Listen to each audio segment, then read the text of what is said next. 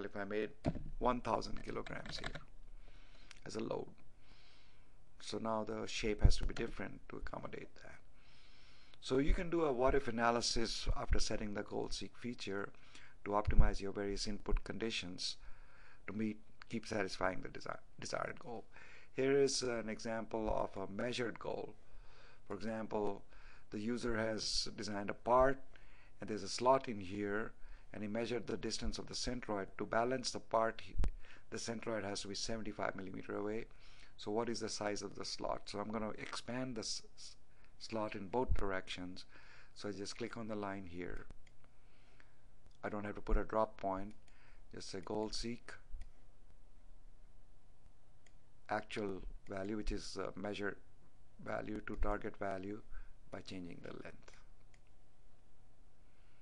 So there are some pretty interesting situations where this technology can help you. Let's look at some of them. Here the user is interested in back solving a small mechanism.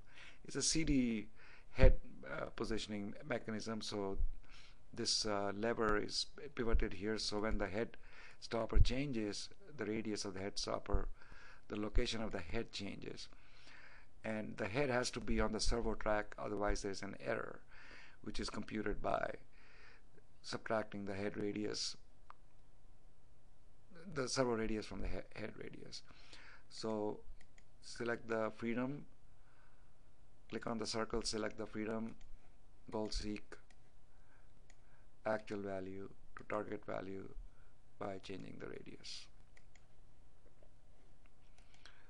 Here's a question where the user wants to fit something. So the belt length is calculated by adding the lengths of the 3 arcs and 3 lines. The problem is the standard belt length is 370 millimeters. So what is the angle of the holder which is holding the idler when you put the standard belt length? So click on the geometry, goal seek calculated length to standard belt length by changing the angle of the holder. Click on A. And if I did a what if analysis, what if this was located here? The goal seek will come back. You can also set up situations where there are multiple targets. There can be only one target with one measured or calculated target, but internally in the model there can be some stipulations that the goal seek has to satisfy. For example, I set up a test situation here. I've got 2 requirements. The distance of the centroid from the edge here is 1.677, but I really want 1.75 inch. But I also want to make sure that the hole B stays at the centroid. The center of hole B is at the centroid of the shape, and this is my variable. So let me free this up. If I change this, the other thing I have put in is that the length of this side is twice the radius of this circle, just to show that how many circularities are embedded in the challenge. And now I want to goal seek the radius of the circle so that the centroid is the specified distance away, but other constraints are maintained. So I go here and as a goal seek actual value to target value by changing the radius. So iteratively it's moving everything and satisfying all the internal constraints while getting you the target value. There are other applications of this technology too, besides creating just precise geometry. You can create templates which are function driven, and then you can get the geometry based on an application.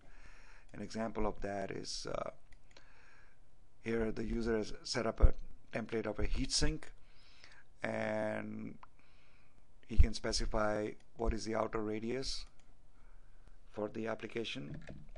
Let's say 41 millimeters. And every time, whatever parameter he gives, the target surface can be specified, and the actual surface will match the target surface. So I can say, give me a heatsink that will have 32,000 millimeter square as a target surface. I have an application to dissipate a certain amount of heat, I need a certain surface. So I enter the target here. The goal seek has been preset inside the geometry. And if I change the outer radius to another radius, it'll keep goal seeking till I have the exact answer. And finally, this technology can save you some money also. Here's an example. This user has set up like a knowledge module where in situations when a hollow shaft can substitute a solid shaft and save some money, but provide the same strength in the shaft. So this is a input. If the shaft was hollow, let's say 25 millimeter shaft, he wants to find what is the equivalent shaft to this shaft. So this is a resisting moment under torque. If this is made equal to the solid shaft, then both the shafts will have strengths. But here there's a little calculation here which is based on the shafts needed and the cost per material cost, etc. So you select the freedom, the outer radius he wants to back solve, because the inner radius is a function of the outer radius here. Outer radius minus 10 millimeters. So selects the freedom, says goal seek. This value, resisting moment, is equal to the source by changing the radius.